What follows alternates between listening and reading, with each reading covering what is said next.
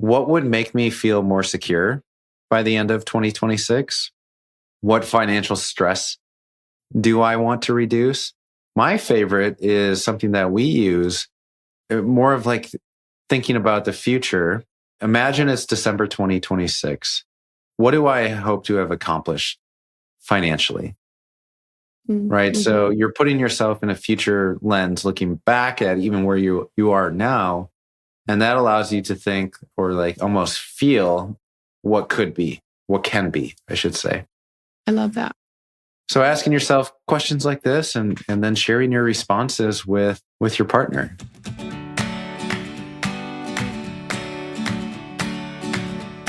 Welcome to Money Dates, the podcast that makes money conversations with your partner feel a little less taboo. I'm Natalie Slagle, a certified financial planner, and I'm joined by my husband and business partner, Dan Slagle, also a certified financial planner. Say hi, Dan. Hello. In each episode, we'll share honest stories and practical tips to help you and your partner feel more connected and confident on your financial journey. So grab your drink, get comfortable, and join us for our Money Dates. Happy New Year, Dan. Happy New Year, Natalie. How was your holiday vacation? Well, you know how it was because you were there for most, if not all of it. It was great. Lots of wonderful time spent with our daughter, and my mom was in town. But as the listeners will soon hear, or if they haven't caught it already, we got a cough. 'Tis the season, right? It's not just a cough. It was probably a flu, a cold, a culmination of all three: cough, cold, flu. So I have met with 3 to 4 different people, have asked everyone how their holiday break was. Literally everyone I have talked to has been like, yeah, I have a cough. I've just been sick for the last 2 weeks. I'm like, okay, it's not just me. It's just the season of the year, the season of life. We didn't have childcare for 2 weeks. I'm not going to blame our daughter, but there's probably some truth into why you and I are both feeling under the weather today while we're recording. I'm glad that she wasn't as sick as we are. And it was funny because I went to the doctor yesterday because I was like, gosh, I can't kick this cough. It's been 2 weeks. And when I got in there, I was like, I have been coughing for 2 weeks. Like I was kind of nervous because, maybe it's something really serious. And the doctor's response was 2 weeks. That's it. And I was like, what do you mean that's it? This is the longest I've ever been sick in my entire life. And you respond with that's it? No sympathy. But she was like, oh, you might have a long cough. This could be 4 to 8 weeks. I was like, what is life? I can't right now. So looking at us right now, it literally, Natalie, it appears that you and I have been locked inside the house for the last 2 weeks because not only are we both sick, but we are literally dressing the same. What's going on today? For those of you who can't see, we're both wearing gray sweaters and I believe blue collared undershirts. Oh, yours is white. Okay. The camera makes the tint seem a little blue.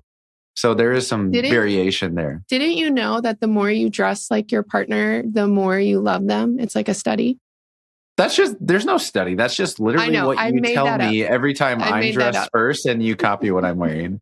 I made it up, but I feel like there's got to be some truth to it. Okay, Dan, before we get into today's show, which is a really important show, I really hope that you all listen to it to have some good takeaways and then have some conversations with your partner or yourself regarding the intentional money goals for 2026. But before we get into it, if you have been listening to our podcast, could you just take 15 seconds and give us a rating on whatever platform you're using? That would mean the world to us. Thank you, thank you, thank you so much. Take 15 seconds, give us a rating.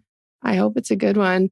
And let's jump right in, Dan. So today we're going to talk about intentional money goals and what's worth aiming for in 2026. Where do you want to start? There's a lot to uncover. Yeah, well, I mean, goals, I know some people that hear the word goals and they like shriek or they're like, oh, goals, whatever. And I don't blame them because most goals, right, they don't survive past February. And I know that there's like some stats, there's all these stats about when the financial goal drops. And I thought it was neat because when I was trying to find a stat for this, But Strava, the running app that you use, I don't know what happens on Strava, but like I know it's a running app that you use and a bunch of you runners out there use. They identified the second Friday in January as Quitter's Day. That's when most people abandon their financial goal. And so this Friday, January 9th, is Quitter's Day. So hello to all my quitters out there. I'm surprised it's almost the second Friday in January already. It is the 9th, so it's still pretty early on in the month, in the new year. Yeah. I'm a new user to Strava, like within the past few months. So I'm still getting used to the platform. Yeah. But they must have the data to support this. I bet they do. Because they have, they keep track of, they have all my data. And unfortunately, and it can help me become a better runner. It's not just a running app. So, Natalie, it's more of a activity type app. You can record hiking, walking, cycling, swimming. The data, like they must have really good data because it probably tracks how many people are coming onto their platform, using the platform, and then where the fall off occurs. Yeah. So happy Quitter's Day on Friday, January 9th, everybody. So why are people quitting their goals, whether it's a physical goal, financial goal, whatever it may be? They're too vague. They could be borrowed from someone you spoke with, something you saw on social media. There's too many goals and you don't really have a system in place. There's no willpower, things like that. So today we want to kind of focus obviously on the financial goal side, but what it would take to be successful in creating a financial goal, setting intention and seeing it through in 2026. And I just don't like the idea of creating a financial goal or any kind of goal on January 1st. Like this goal could take a month or two just to create, and then you're working on it for the rest of the year. So, and I think around the intentionality, it should take time to think about what's important to focus your energy and money in 2026. So rather than like what you're saying is rather than at the end of like December 31st, rather than waking up and saying, oh, I need to create new goals for 2026. Right. Some of these goals take time to develop. Exactly.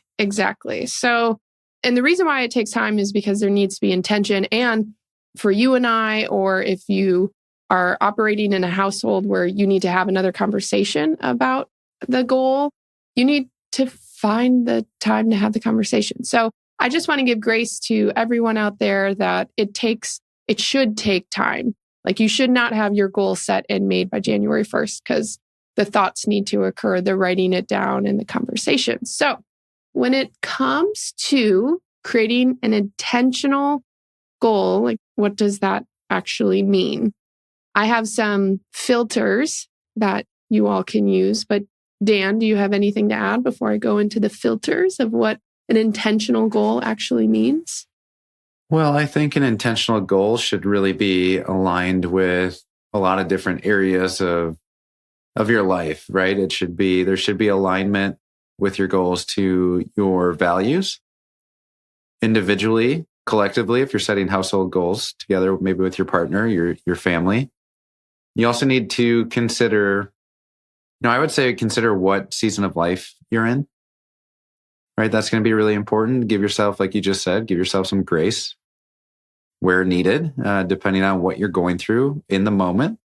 And also, I would say, wouldn't you say like the other one is like the numbers? Right. Exactly. So let's break down each of those individually. So we have the values filter. Well, I really want to talk about your financial goals. So because Me? Dan, well, yeah, you are a master goal setter. You write your goals out and you hit them every year. So much so, you're so good at your goals that this year you told me, because we had a nice getaway, just the two of us. Thank you to Nana for watching our baby while we had some time to celebrate our relationship together. But you had told me, what was it? It was like, you were like, I write down my goals and I hit them every year. It makes me think that I should do something different. And it's just kind of comical because I'm like, you're doing what most people can't do or are unable to do because they write down the goal and then they forget about it. But you write it down and you're able to like look back. I just think your system is really cool.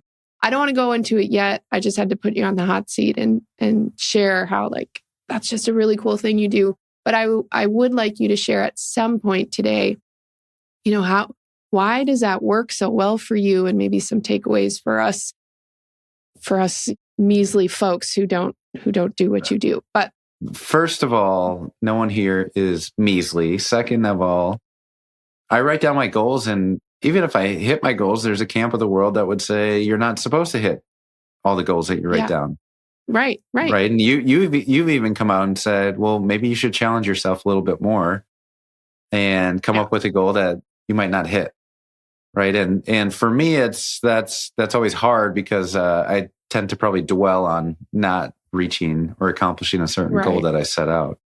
Do you want me to talk about it now, or do you want to? No. Okay. Okay. Okay. Sorry. Not yet. Okay. Let's go into the 3 filters when it comes to having intentionality behind a goal. So the first one you mentioned was the values filter. So what do you care most about now? So I would like you to answer this right now. When it comes to a financial goal, and don't think about the goal specifically in this moment, but think about finances and the decisions that we're making with our finances in 2026. What is a value of yours that feels really important right now? And some examples could be security, freedom, experiences, flexibility. Like, what is a value of yours for your finances in 2026? You're putting me on the spot. I haven't thought about this at all. When you laid out some examples, to me, the first one that comes to mind is flexibility. Mm-hmm. And we've talked a lot about our impending home purchase and that whole dilemma, I'll call it. And for us to finally have a decision, I am looking forward to a little bit more flexibility where our dollars can be used to even cover certain expenses that we didn't intend for in 2026 that just might come up, right? Whether it's an emergency or treating ourselves a little bit more. I think flexibility also goes hand in hand with, for me at least, with experiences. So thinking about the travel that we have planned for 2026, right? Like a lot of these things, these experiences, the flexibility to have time with our daughter in 2026, those are the things that stand out to me more so than like feeling a sense of, well, I guess like I think you said security and freedom. Mm-hmm. I'm like, all of these values, because these are all values of mine, they're like all intertwined. It's like hard to separate each one, because when I talk about experiences, I'm talking about freedom, flexibility, and having the security to do so. Right. But like, so if I think about what's the most, I'll go back to and say flexibility for all the reasons that I just shared. Great. This is when you now ask me. Ooh. I feel like we're teenagers and you're teaching me like how to interact socially. We're on a date. I ask you a question and then you respond saying, now I would like to hear from you. Okay, let me practice this, Natalie. Okay, Natalie, what do you care most about right now? I care most about self-care in 2026. And I know that I have put self-care not on the back burner. I think I do a pretty good job of leaning into what my needs are, but I've never prioritized it above all else. And what I have learned as a friend, as a daughter, as a mother, as a wife, is that the better I take care of myself, the better I am as everything else, all the other roles in my life. And so I want to prioritize that when it comes to financial decisions, and that flexibility, security, those are all also important, like kind of how you said, like there's all these other things that also still matter. But the thing that I've been really trying to go into the new year with is thinking like more about my self-care. And I think that's hard to say as a mother, as a wife, as a business owner, as someone who has all these clients, like to say like the most important thing financially for me to focus on in 2026 is myself. But I'm going to do it and I'm going to say it and I'm not going to apologize for it. So here I am. No one's asking you to go. No, I know. Yourself. But my like inner female makeup is like, oh, you can't self-care. You can't prioritize yourself at the tippy top, but there's barriers I'm breaking in this moment. So yeah, that is a values filter of mine is, does this financial purchase, does this financial decision support my self-care needs? And a part of my self-care needs, it is like having a really great family life. And so it's not all this only about Natalie, but yeah, that's my response with that. I love it. Yeah. I'm excited for you.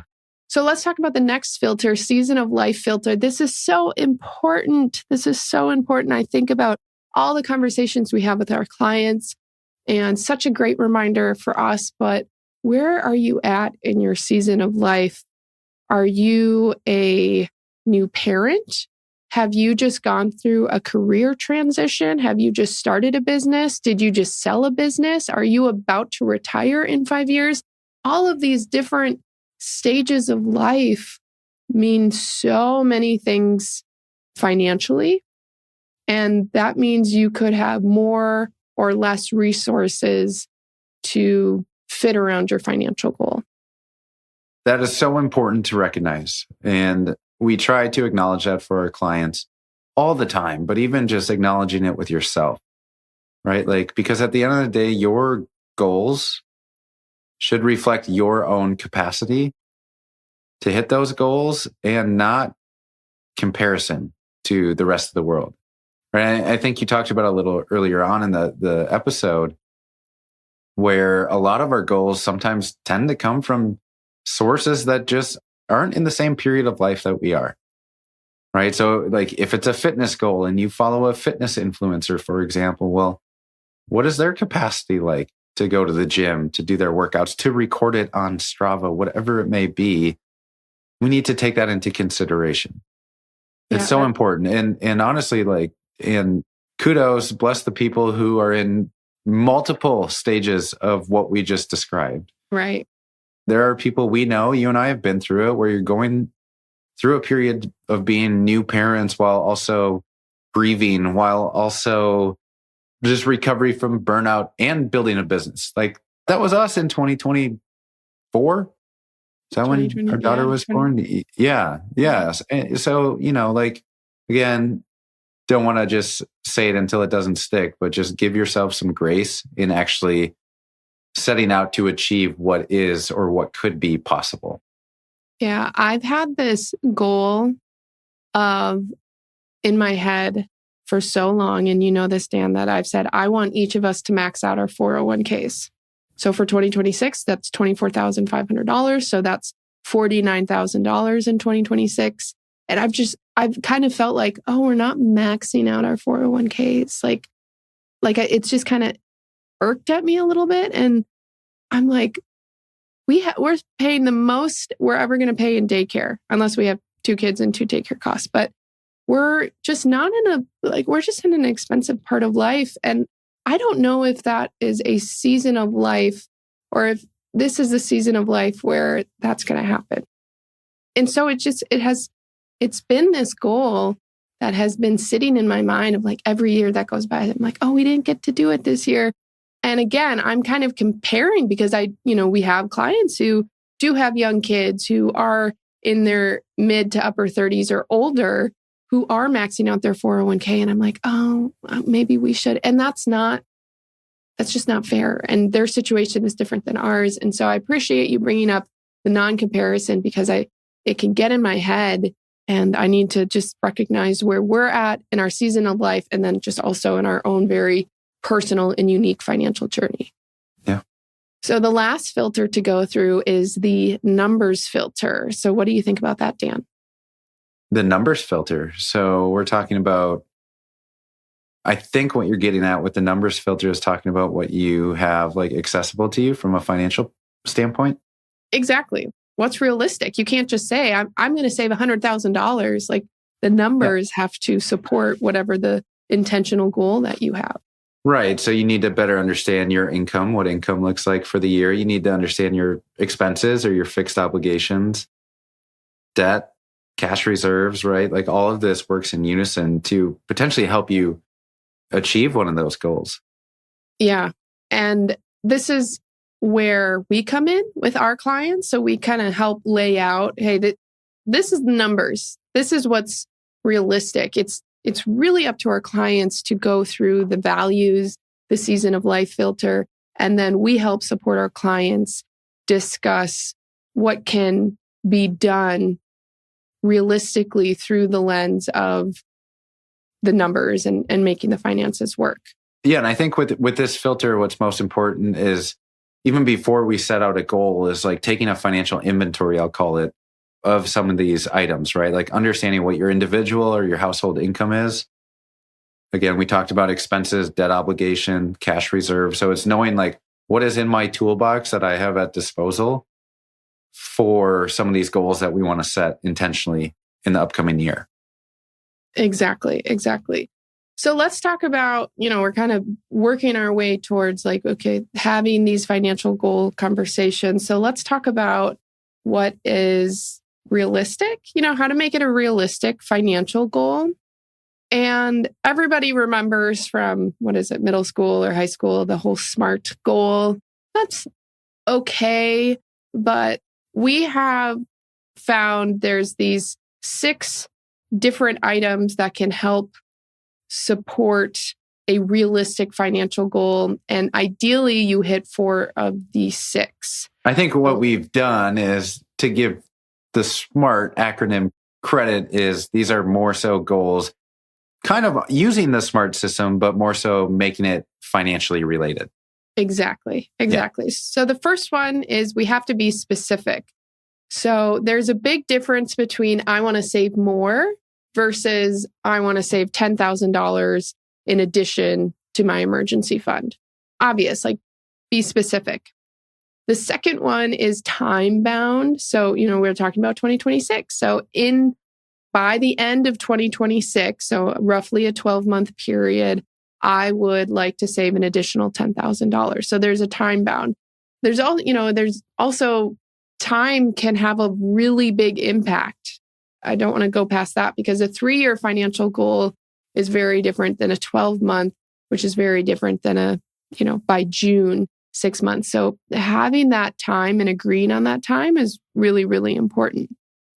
Okay, so this is when we get to more of the financial aspects. So we have specific, time bound. The next is cash flow supported. So this is a big part of what we do with our clients is we evaluate cash flow because we want to know, is there room in your cash flow to support this plan, this goal that we're creating? Is there room for this plan? So a lot of our clients, they might want to set more funds aside for college savings. And it's like, great, we want to set more. Well, how much more? And, I want to do $500 a month. It's like, okay, we need to go to the cash flow to see, do you have an extra $500 a month? And maybe you don't have it on a monthly basis, but you have a bonus that could support it. So whatever it may be.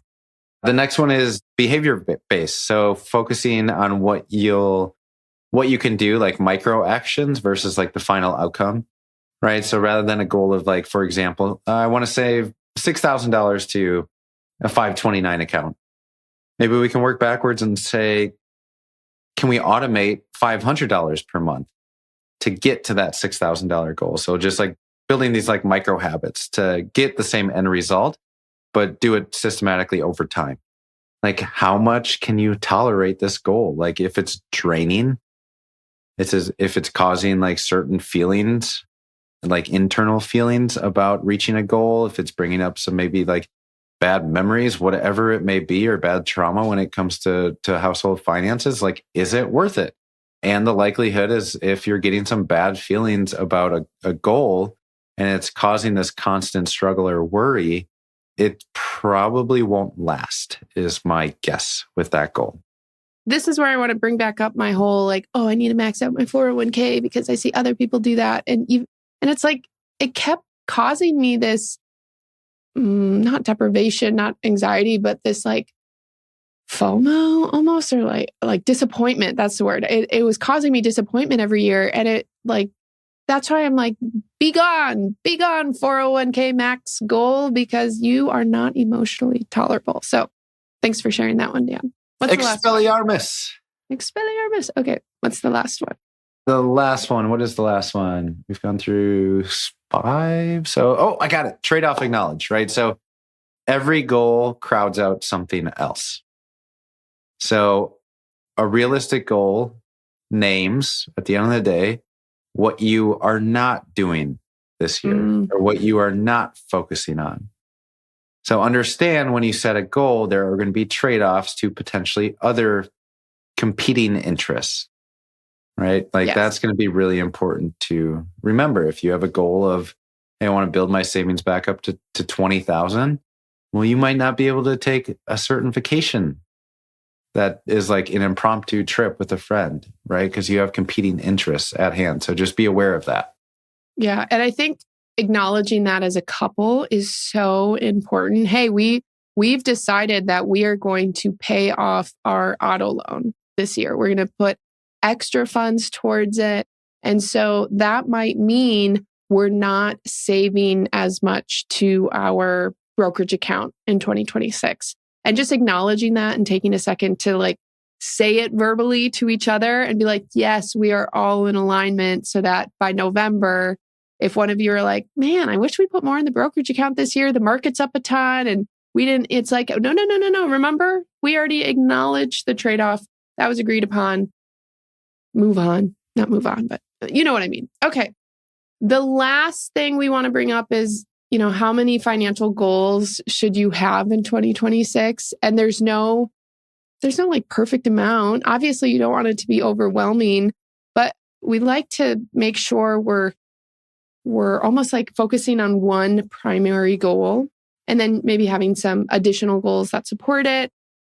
And then finally, a maintenance goal. So let me give you an example. So a primary goal could be, I want to take my cash savings from 50,000 to 100,000. So I'm going to increase it, double it. And then I'm going to have some supporting goals. So pause extra investing because I'm taking what would have gone into the brokerage account to now beefing up my cash account. And maybe this is cutting some of the expenses in order to do this. So that's a supporting goal. And then the maintenance is, while this is all happening and supporting the primary goal of taking my cash from 50 to 100, I'm going to maintain my retirement plan contributions. Like that's still in full force. And maybe you're maxing it out. Maybe you're doing 10 to 15%. Just maintain that.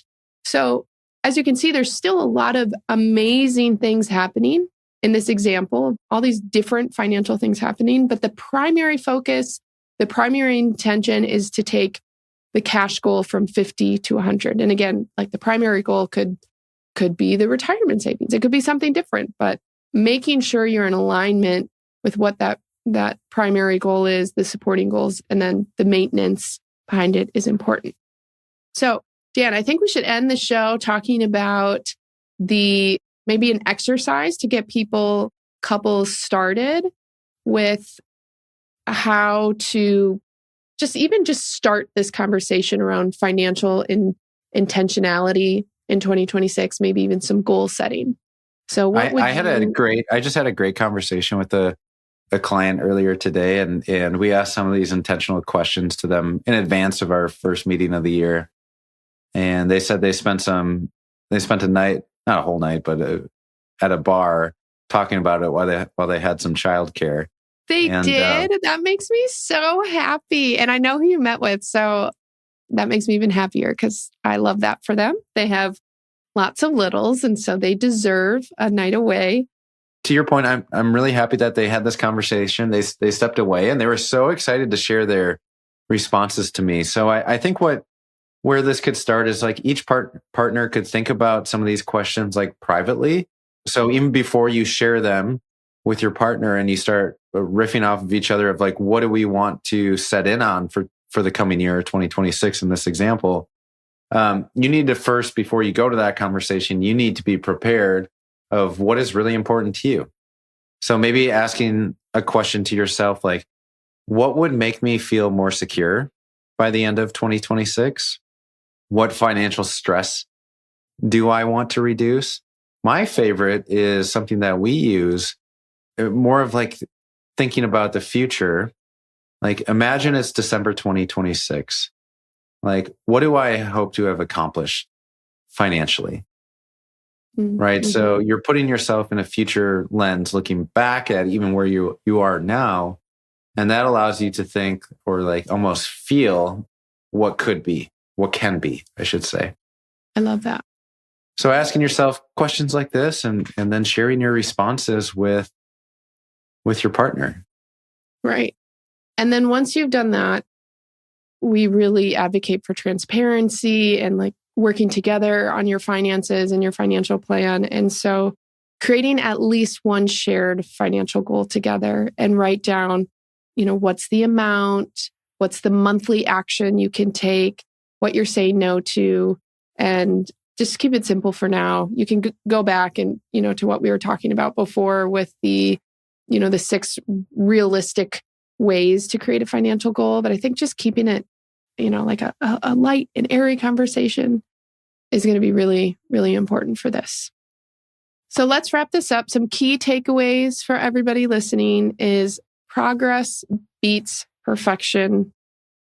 Realistic goals really compound. It's amazing working with our clients who might be a generation ahead of us, a couple decades older than us, and seeing all of their small financial goals and what it led them to at retirement.